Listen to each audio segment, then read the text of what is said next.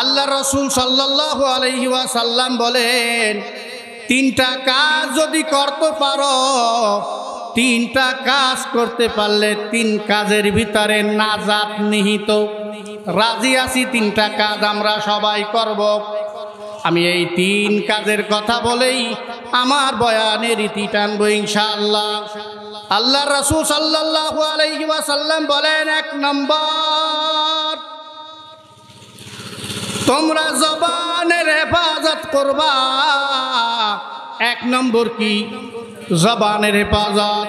দুনিয়ার ভিতরে মানুষ যা কিছু করে, মানুষকে মানুষ কষ্ট দেয় জবান থেকে। একজনকে যদি দাও দেয়, একটা কোপ দেয়, তাই কোপের দাগ ভালো হয়ে গেলে কষ্ট দূর হয়ে যায়। কিন্তু জবান দিয়া এমন কথা বলেছে, মরণের পরেও ওই কথা স্মরণে আসে। ঠিক কিনা জোরে বলেন? এজন্য 1 নম্বর জবানের হেফাজত। কিসের হেফাজত? আল্লাহর রাসূল বলেন, আল মুসলিমু মান সালিমাল মুসলিমুনা মিন লিসানি ওয়া ইয়াদিহি। খাঁটি মুসলমান ওই ব্যক্তি যার হাত ও জবান থেকে অপর মুসলমান নিরাপদ থাকে। তাহলে বোঝা গেল, মানুষ যত কাজ করে হাত ও জবান থেকে সবচাইতে নিকৃষ্ট কামগুলা করে থাকে।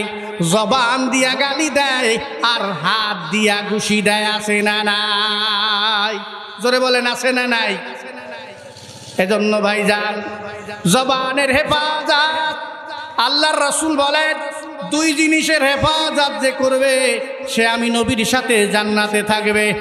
1 নম্বর জবান, 2 নম্বর 2 পায়ের মাঝখান লজ্জাস্থানের হেফাজত।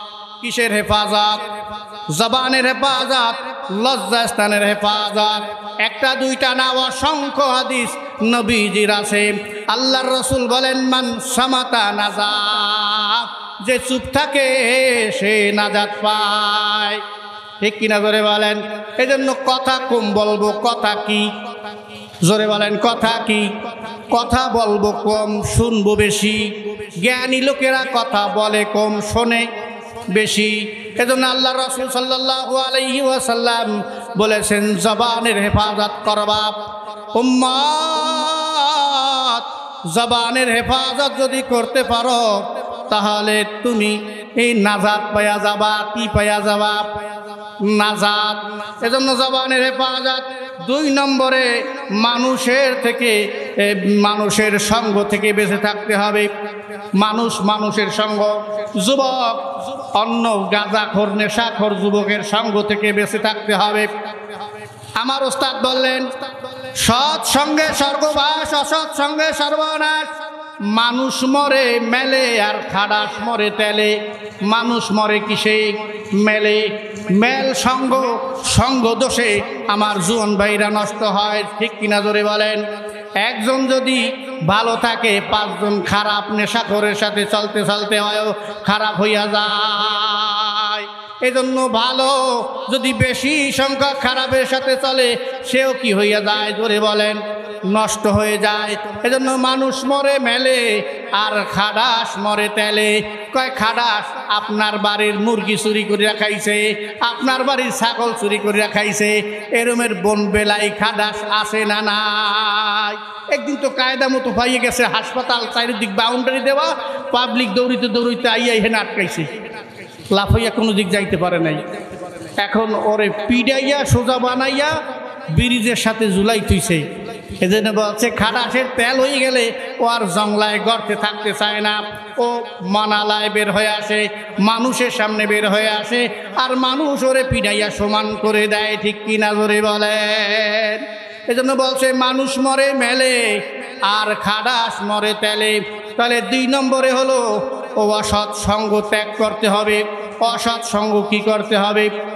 খারাপ লোকের সংস্পর্শ থেকে আমাকে হেফাজত করতে হবে। রাজি আছি ইনশাআল্লাহ। 3 নম্বর, আর অতীত গুনাহের কথা স্মরণ করে যেই ব্যক্তি মালিকের কাছে তওবা করে, আস্তাগফিরুল্লাহ বলেন, আস্তাগফিরুল্লাহ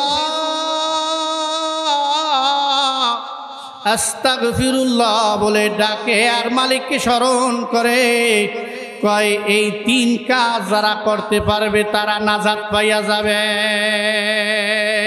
সুবহানাল্লাহ।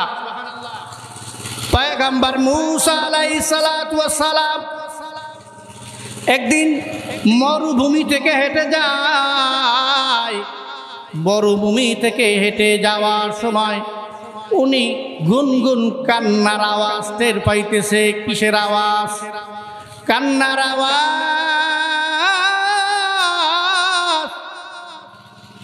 পয়গম্বর মূসা আলাইহিস সালাতু ওয়াস সালাম লোকদের কাছে জিজ্ঞাসা করতেছে এই কান্নার আওয়াজ কোথা থেকে আসতেছে। বলতেছে এই কান্নার আওয়াজ কোনো মানুষের নয়, এই কান্নার আওয়াজ পাহাড় থেকে আসতেছে। কোথা থেকে? জোরে বলেন। পাহাড়ের বুক চিরে কান্নার আওয়াজ। এই কান্নার আওয়াজ শুনে পাহাড়ের কাছে গেলেন। পয়গম্বর মূসা আলাইহিস সালাতু ওয়াস সালাম পাহাড়ের সাথে কথা বলতে চাইলেন। আল্লাহ রাব্বুল আলামিন পাহাড়ের জবান খুলে দিলেন। পাহাড়ের জবান খুলে দেওয়ার পরে পাহাড়কে জিজ্ঞাসা করতেছে, ও পাহাড় তুমি কেন কান্না করতেছ? পাহাড় ডেকে বলে, পয়গম্বর আমি কান্না করতেছি, আমি শুনেছি জাহান্নামের জ্বালানি নাকি পাথর আর মানুষ হবে, এজন্য আমি কাঁদতেছি জাহান্নামের ভয়। জাহান্নামের ভয়ে আমি কাঁদতেছি। এই কথা শুনে আল্লাহ রব্বুল আলামিনের কাছে ফরিয়াদ করার পরে আল্লাহ রব্বুল আলামিন বললেন, পয়গম্বর আপনি জানাইয়া দেন যে পাহাড় কান্না করার কারণে আমি তাকে মাফ করে দিলাম। ওখান থেকে পয়গম্বর চলে যায়। আবার কিছুদিন পরে ওই রাস্তা থেকে যাইতেছে, শুনতেছে আবার কান্নার আওয়াজ। কান্নার আওয়াজ শুনে আবার পাহাড়কে বলে, ও পাহাড় তুমি কেন আবার কান্না করতেছো? বলতেছে, পয়গম্বর যে কান্না করার কারণে আমার আল্লাহ রাব্বুল আলামিন মাফ করে দিয়েছেন, ওই কান্না আমি কেমন করে থামাই? জোরে বলেন সুবহানাল্লাহ।